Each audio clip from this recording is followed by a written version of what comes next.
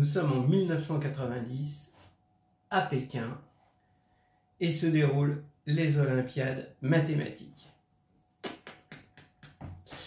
Cette année-là, un problème avec des nombres complexes, de la géométrie, du lemme chinois, de l'arithmétique, des polynômes, des racines de l'unité, bref, ce qu'on appelle le combo gagnant, le strike du champion. Allez, on y va. Le problème, c'est de montrer qu'il existe un polygone convexe à 1990 côtés, dont tous les angles sont égaux, et dont les longueurs des côtés sont les i au carré, quand i va de 1 à 1990. Alors il faut qu'il y ait tous les carrés des nombres de 1 à 1990, mais pas dans cet ordre-là, hein, dans un ordre que l'on veut. Hein, d'accord, voilà. Ok, oui, hein, à partir du moment où tous les angles sont égaux, on n'a pas forcément un n-gone régulier, hein, ça c'est évident. Si vous prenez pour n égale 3, oui, en fait, on peut montrer que oui, un triangle avec les trois angles égaux, forcément, bah, ça on le sait, mais déjà pour n égale 4, non, puisqu'on a des rectangles, d'accord? Donc on peut avoir des... Et on ne peut avoir que des rectangles si on veut avoir les quatre angles droits.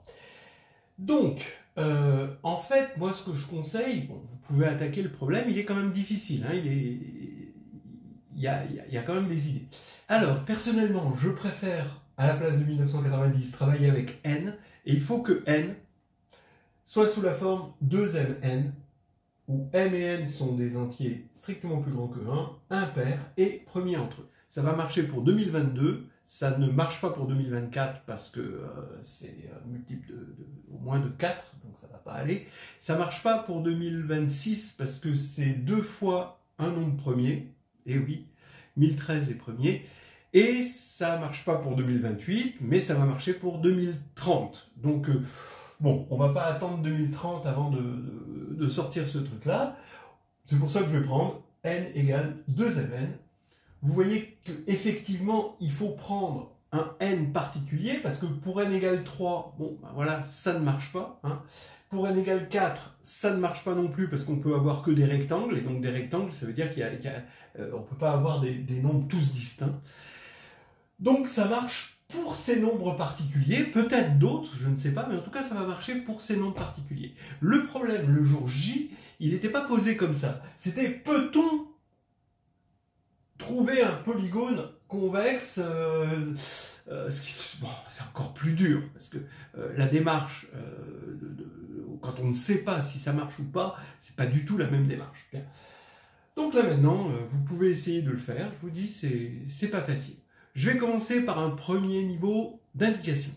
Alors l'idée, c'est de trouver sigma, une permutation de l'ensemble à n éléments de 1 à n, telle que la somme pour i allant de 1 à n de sigma de i carré oméga indice n puissance i est égal à 0.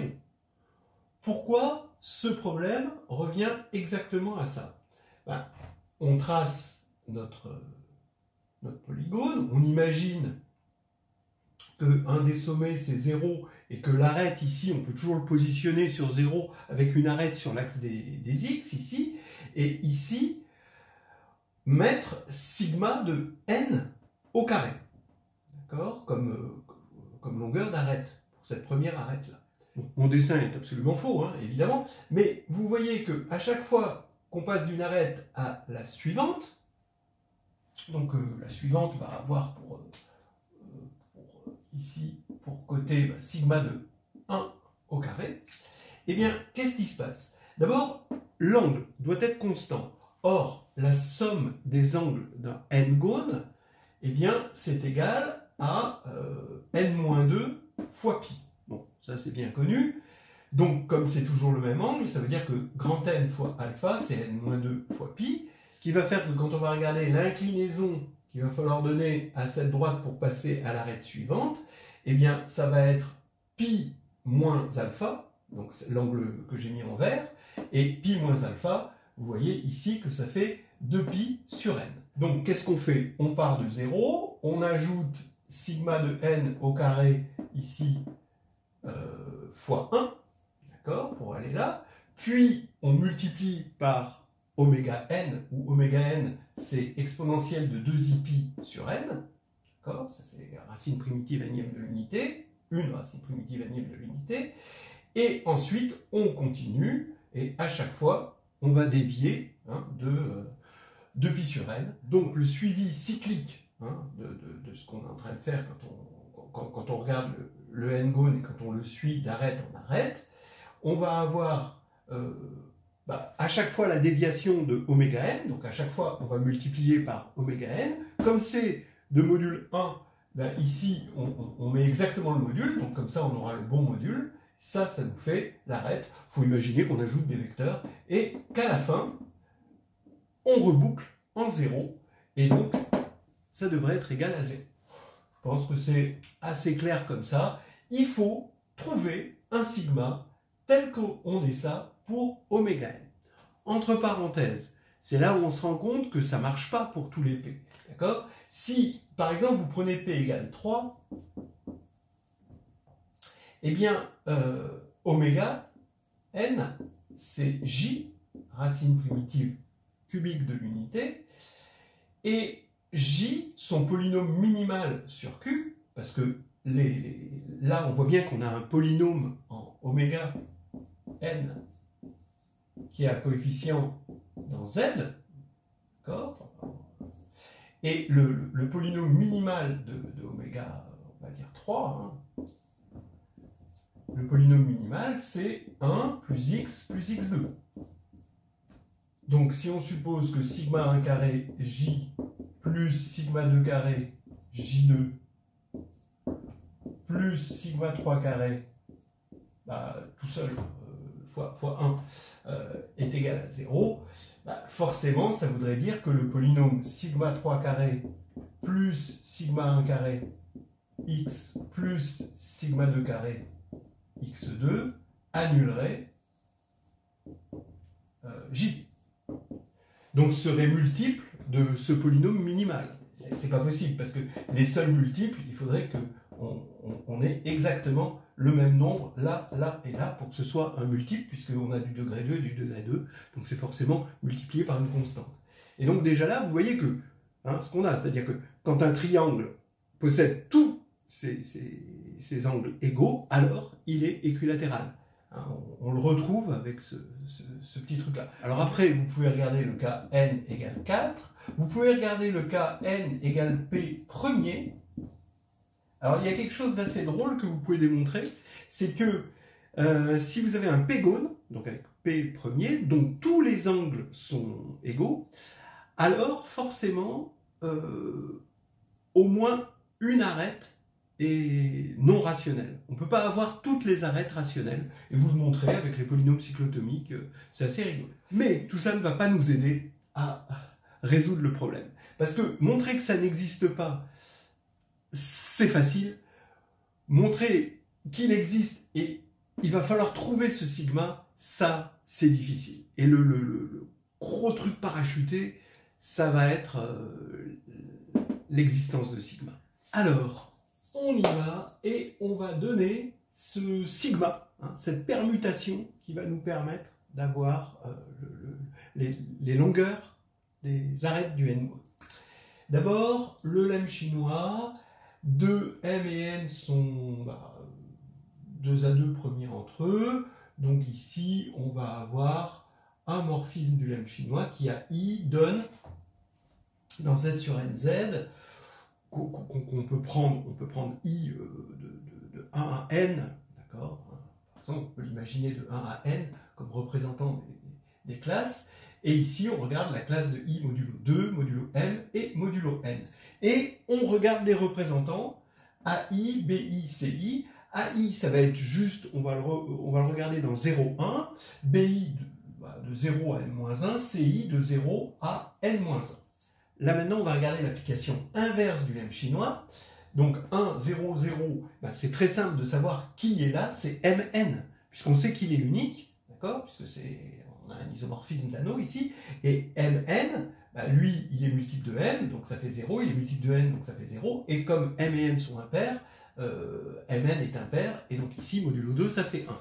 Bon, bien, c'est un peu plus difficile pour 0, 1, 0, bah, il faut prendre un multiple de 2n, puisque ici on a 0 et ici on a 0, mais pour obtenir 1, on ne sait pas qui, et on va dire que c'est un k qui est compris entre 1 et m-1. Et maintenant, l'image réciproque de 0, 0, 1, je le regarde comme si c'était une base canonique en quelque sorte, hein.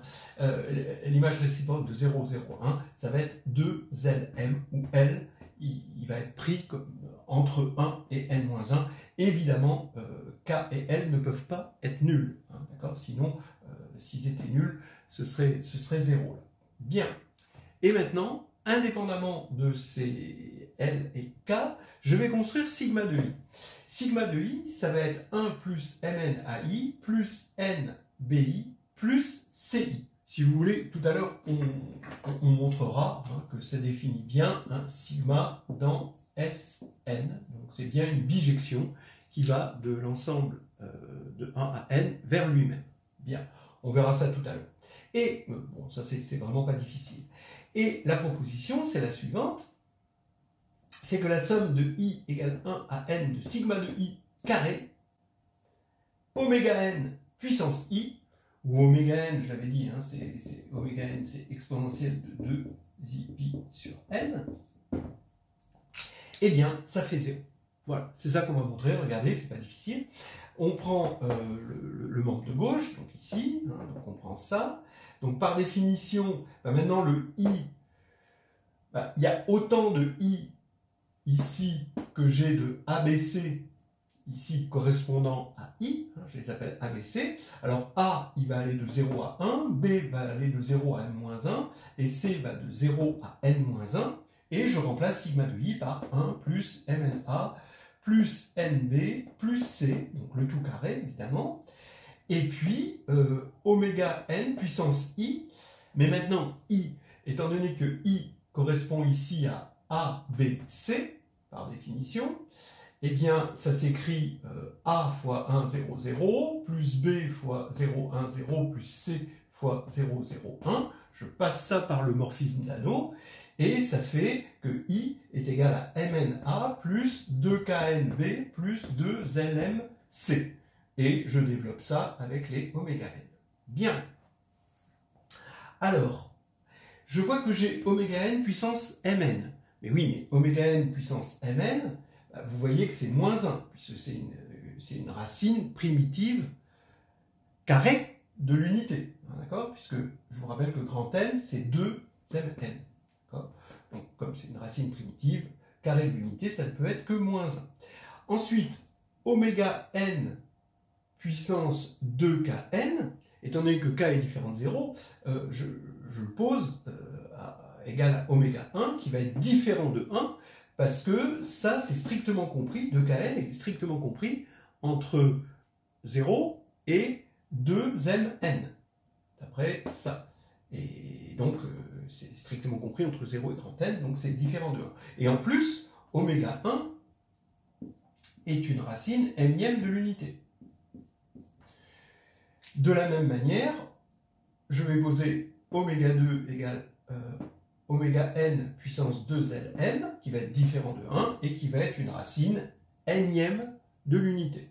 Bon, ça, c'est assez clair. Donc maintenant, j'en suis où?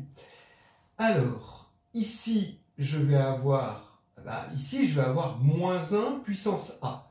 Comme a est égal soit à 0, soit à 1, je dissocie les deux cas. Ce qui fait que je vais avoir une somme juste sur B et C. Alors bien sûr, B et C, hein, B varie là-dedans et C varie là-dedans.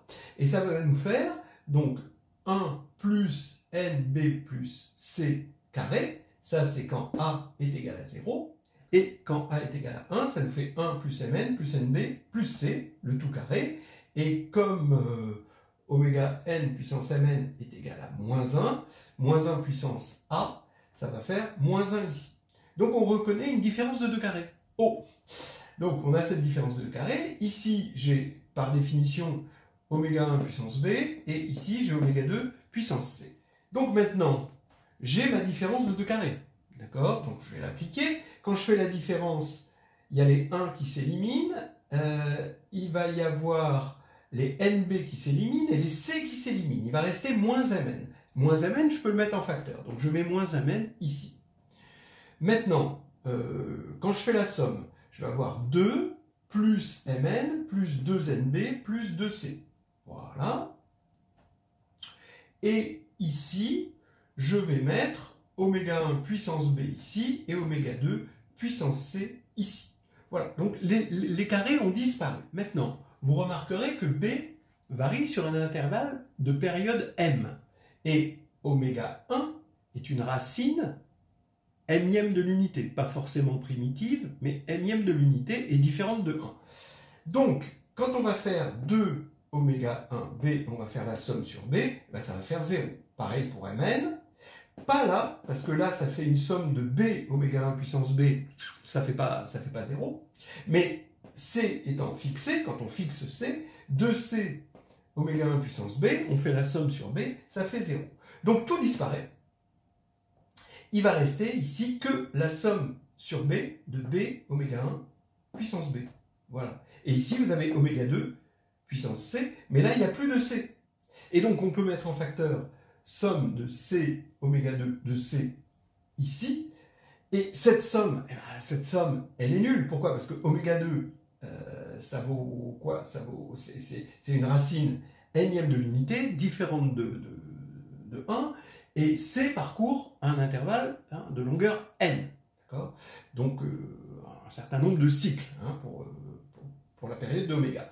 Eh bien, donc ça fait, on sait que ça, c'est égal, par la série géométrique, c'est égal à 0, ce qui va entraîner que tout le membre de gauche va être nul. Et n'applaudissez pas, parce qu'il faut encore montrer que sigma est bien une permutation, sinon, non, sinon ça nous donne des carrés, mais pas forcément les carrés qui vont de 1, tous les carrés qui vont de 1 à 1990. C'est ce qu'on va montrer tout de suite. Alors, allons-y, qu'est-ce qu'on a fait? On a défini sigma qui va de 1n vers 1n, donc les entiers de 1 à n, qui à i donne cette expression-là. Alors d'abord, est-ce que c'est bien défini? C'est-à-dire, si je prends i de 1 à n, ici, est-ce que ici, j'obtiens quelque chose qui va de 1 à n? Ben oui, sigma de i, comme les AI, BI, CI sont plus grands que 0, ça va être plus grand que 1, évidemment. Et comme AI est inférieur à 1, BI est inférieur à n-1, CI est inférieur à n-1, donc ça va être inférieur à 1 plus mn, plus n facteur de n-1, plus n-1. Voilà. Et donc ça fait 1 moins 1, ça disparaît, moins n plus n, ça disparaît, il reste mn plus nm, ça fait 2mn, et 2mn, c'est exactement grand N. Donc c'est bien compris entre 1 et n, donc sigma est bien défini. C'est déjà, ça fait plaisir. On n'a pas fait tout ça pour rien. Maintenant, il suffit de montrer que c'est injectif et ce sera surjectif.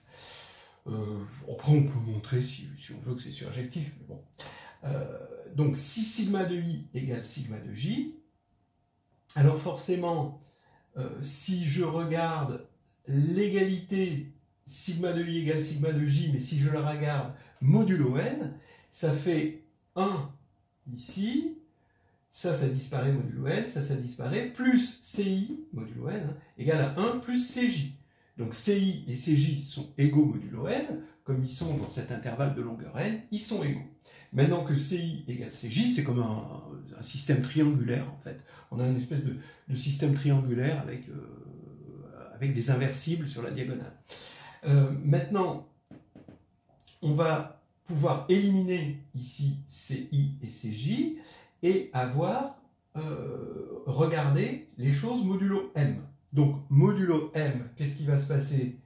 Eh bien, ça disparaît. On va avoir 1 plus N modulo M fois BI. Les C, ça a disparu des deux côtés parce qu'ils sont égaux. Ça fait 1 plus N modulo M BJ. Mais comme N et M sont premiers entre eux, eh bien modulo M, N est inversible. Ce qui fait que BI modulo M, c'est égal à BJ modulo M. Donc BI égale BJ, toujours vu l'intervalle. Et maintenant, de la même manière, maintenant qu'on a BI égale BJ, on n'a plus qu'à regarder l'égalité 1 plus Mn AI égale 1 plus Mn à J. Et évidemment, comme Mn est impair, eh bien, ça nous fait AI égale AJ modulo 2, et donc AI égale AJ. Et comme ces trois éléments sont égaux, et bien forcément, par l'isomorphisme du lemme chinois, ça fait que I égale J. Donc, sigma existe bel et bien. Voilà, je ne sais pas comment vous l'avez trouvé, moi je le trouve passionnant, magnifique. Il faut vraiment une idée. Trouver tout seul, je ne sais pas comment, parce qu'il y a vraiment une idée parachutée qui est énorme. Et pour terminer, je vais remercier mon ami Antoine qui m'a dégoté cet exercice, que je trouve absolument passionnant. C'est terminé.